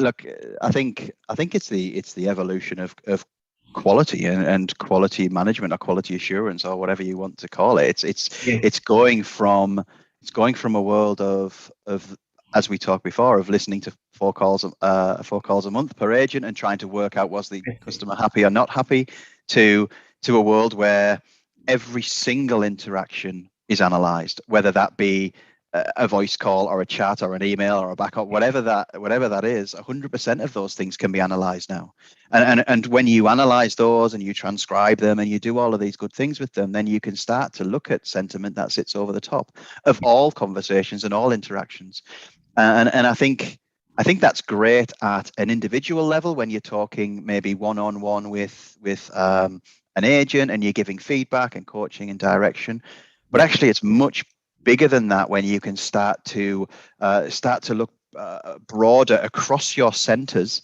at why one, why are people calling my center, which we touched on right at the very beginning? What's even the conversations around? What are the topics and the phrases and things that people are calling about?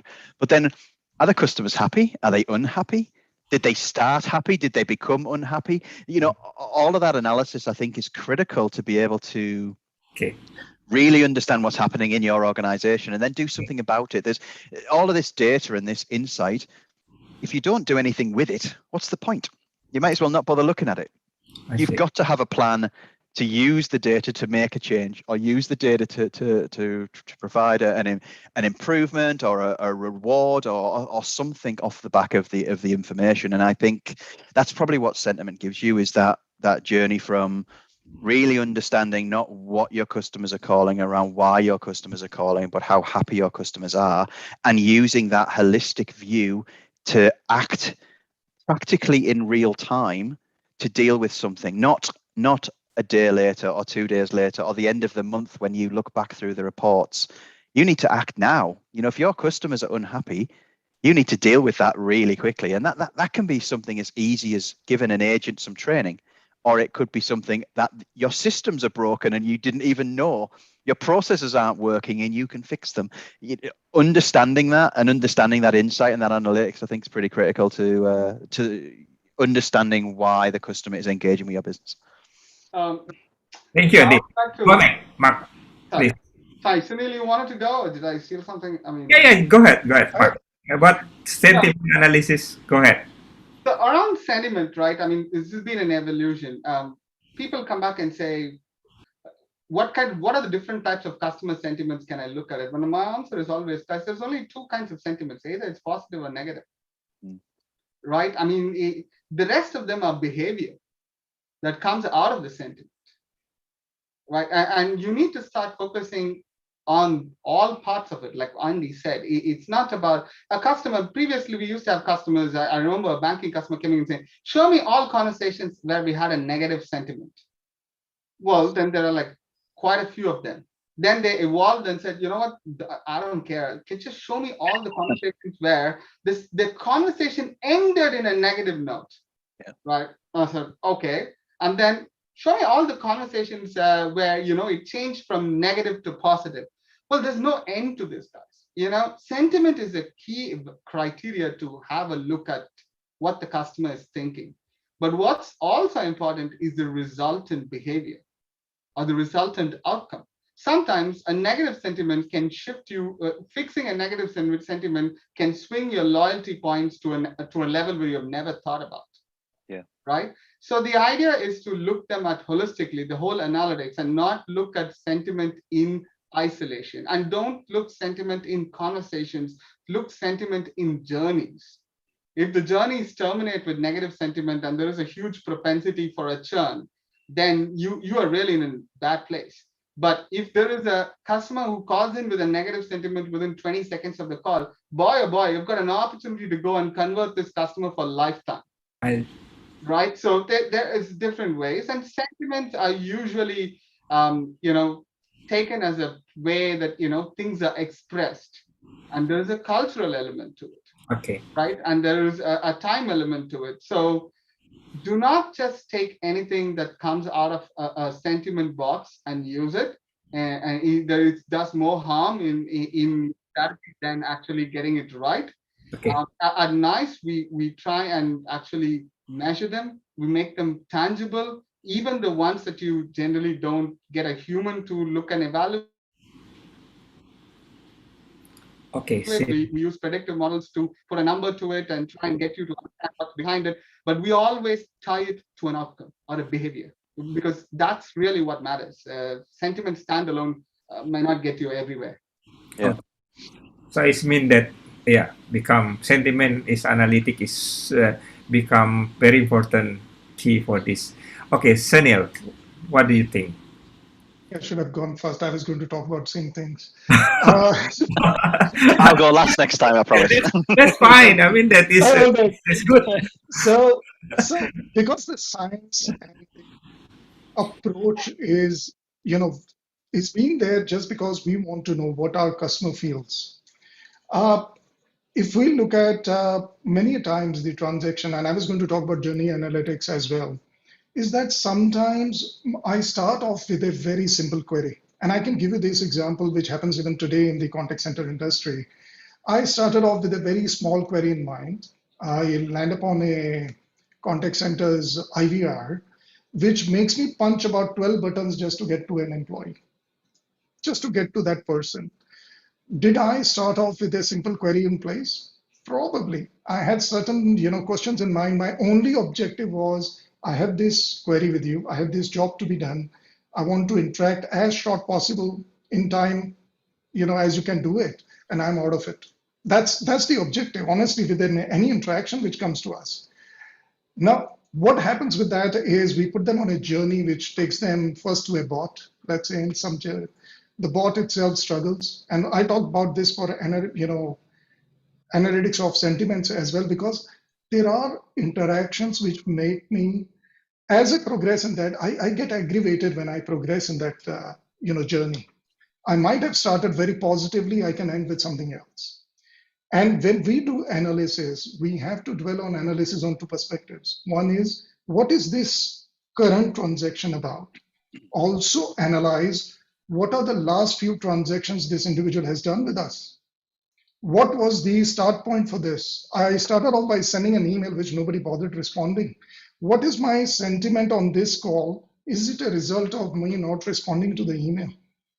This analysis probably, I think, leaves a lot on the table if you don't do, because we dwell on what is being said in the moment. Yes, we need to provide our employees with tools which help us analyze this information in real time and act upon it. At Verint, we believe that with real-time speech analytics, we can give real-time cues to our employees to do better, that this might be a reason for this aggravation. This might be something you need to fix, simply called as next best action. Simple things like those fixes the problem in real time, but the analysis is there. This doesn't happen again. We don't want an individual to get into a situation that we have to pacify and ensure that they stay with us.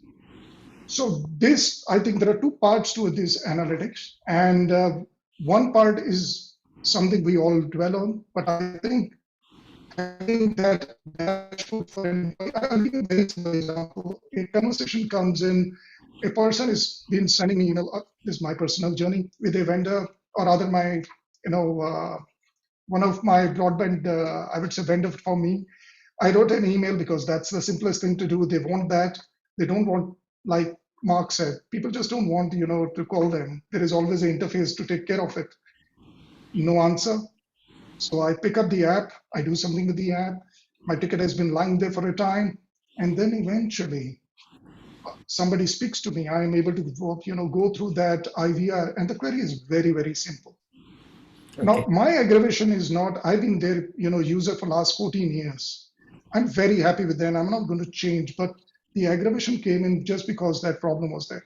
What if the individual knew that I have been contacted so many times, the center has been at least, or the business has been, and my call gets prioritized. My aggravation goes down. Okay. So the analytics need to be both, I would say, looking at it as a data point to improve ourselves, but also help improve the journey in real time. Okay. Both by individual as well as by managing those channels and doing the right thing, empowering employees to do the right thing as well. Thank you, Shania. Good point. Okay, because the time is, I think, is almost 5:30. I want to use this opportunity to give you a chance to summarize and give a tips to all contact center manager who participate for this session. Hopefully, I think let's start with Mark from NICE. Closing statement and give a tips regarding workforce optimization implementation. Go ahead. All right. I was honestly not expecting to go first because I'm feeling so. Okay. Do you want to? Okay. This time I'll do the favor to Sunil by giving him some time to think and summarize. So here's the deal, right? First of all, I want to start with the thanks. Sometimes it's really nice to meet like-minded people, right? Have a nice clear conversation. I was just thinking if all the three of us would have credit cards, we'll keep buying from each other because there's no need to sell, right? Because we were kind of,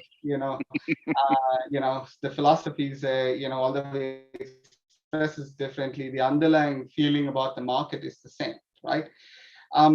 My summary today is, guys, there is definitely a shift in workforce expectations, right?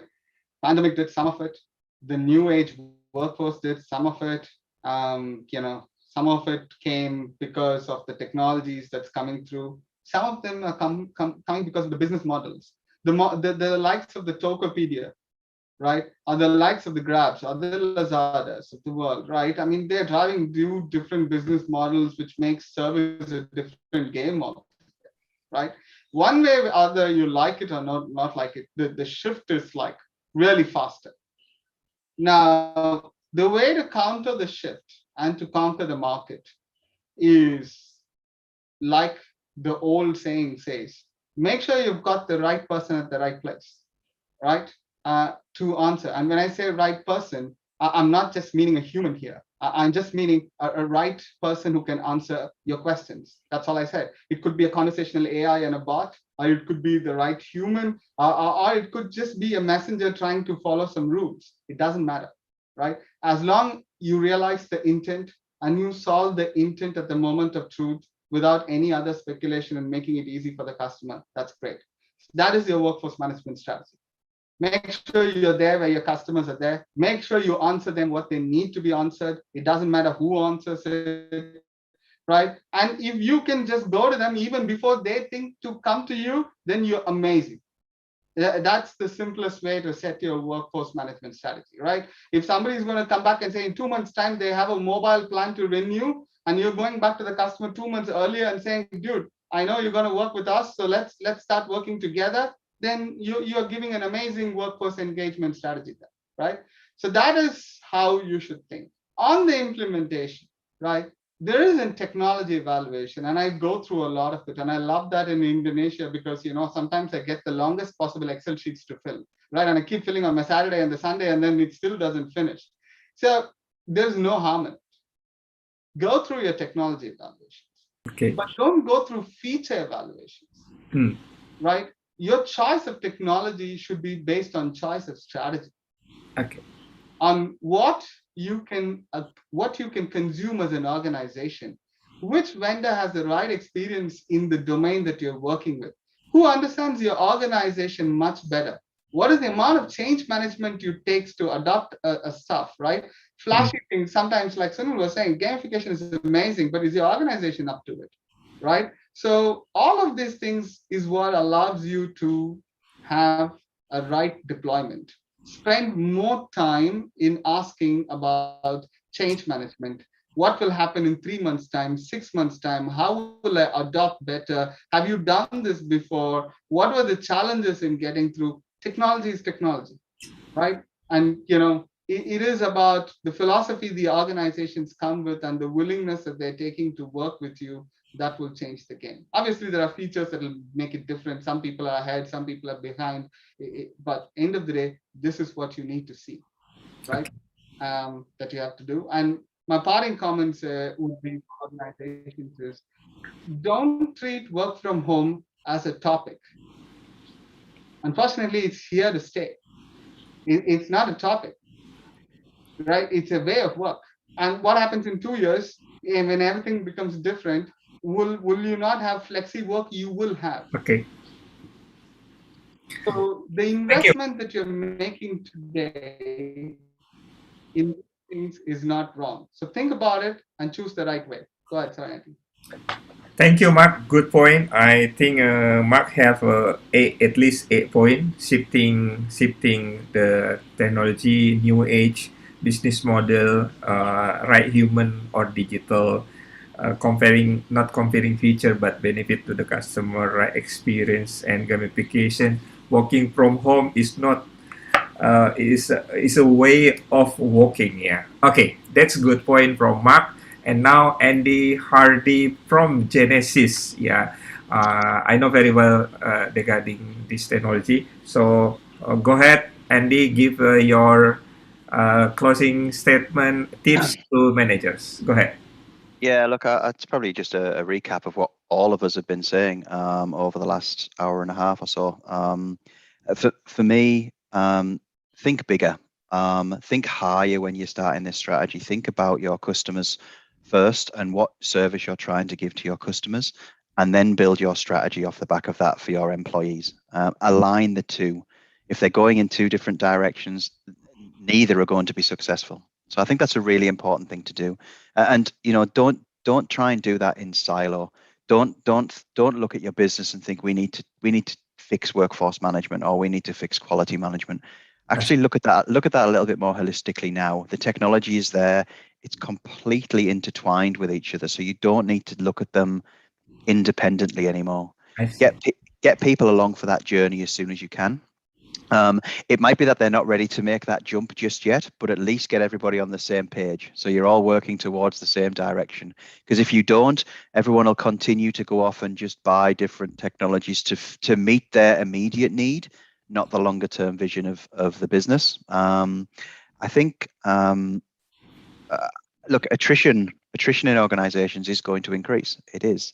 There's so many studies that say that since COVID started, a lot of the people who were considering leaving an organization didn't do it because they wanted the security and the stability of staying within that organization whilst things were very unsettled.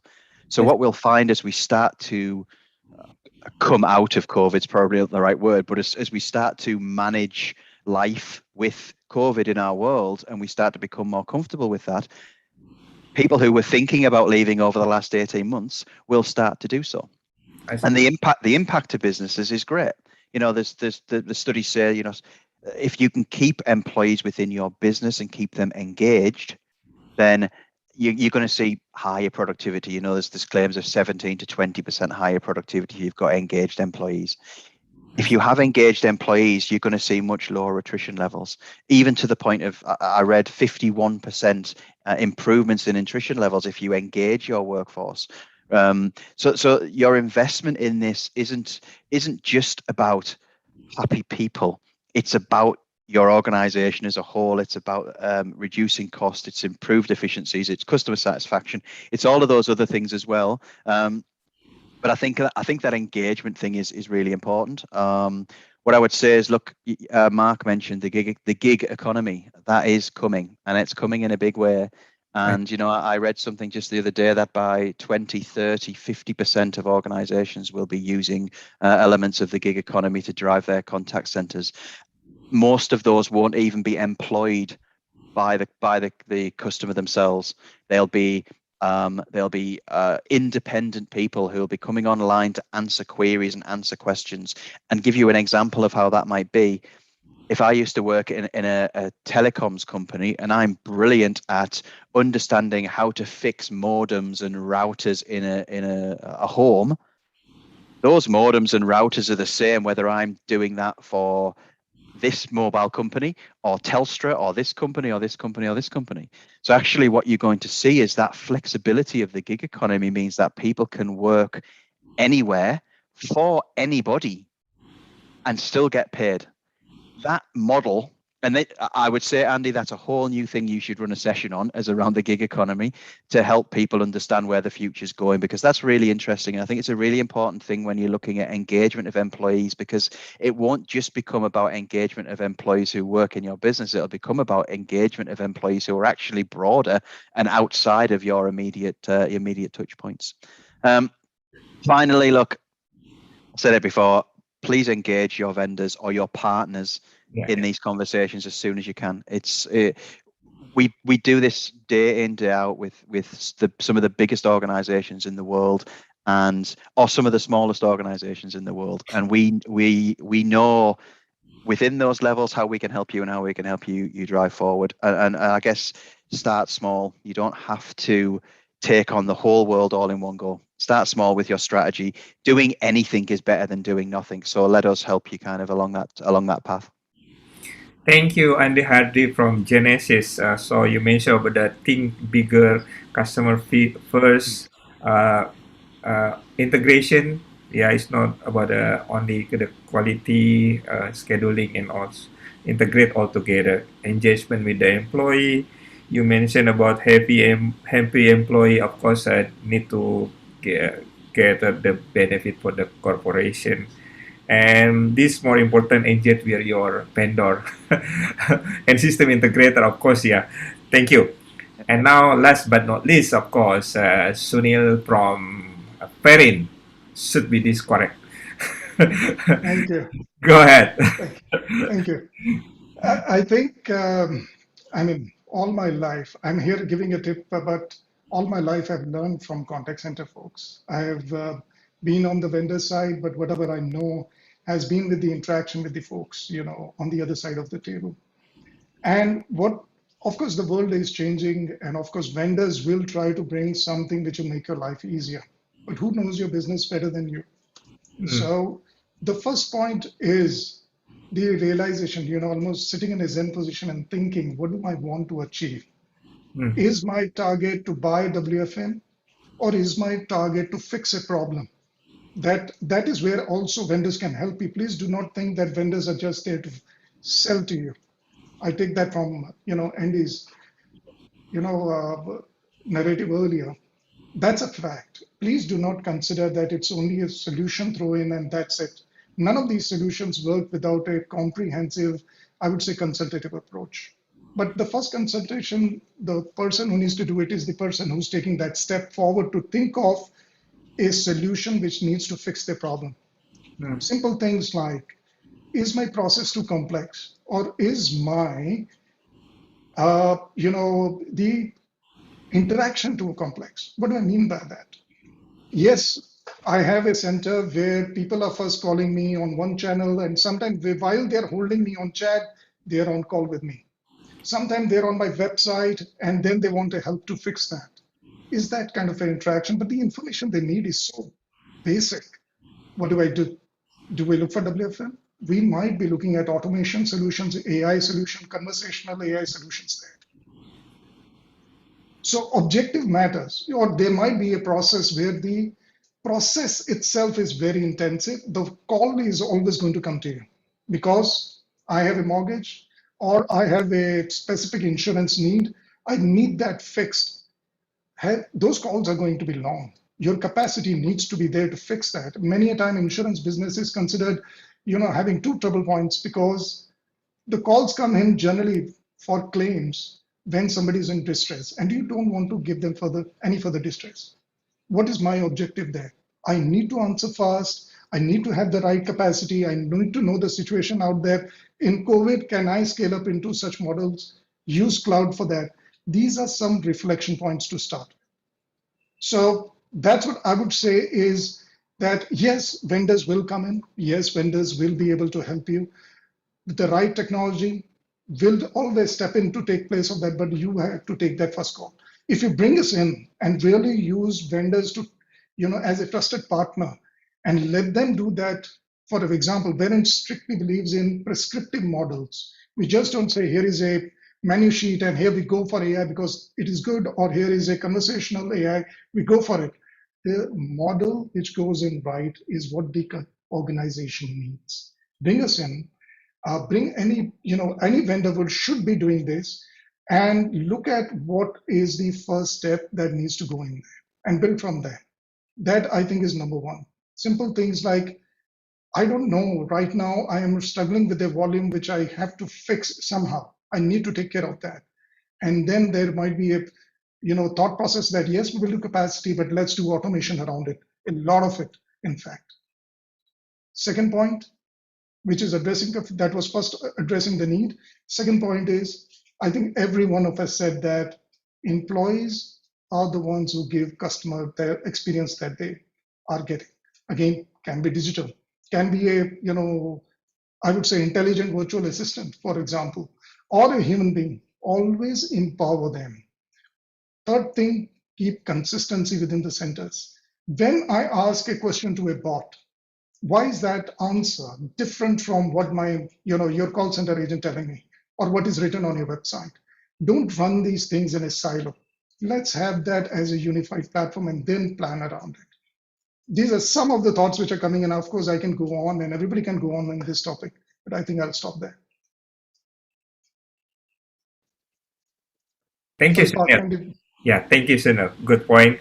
You're talking about the interaction changes that people not only buying the technology but become the solution to solve their problem. Business objective is the key concept model of organization, what they need actually, and talking about the customer experience more important.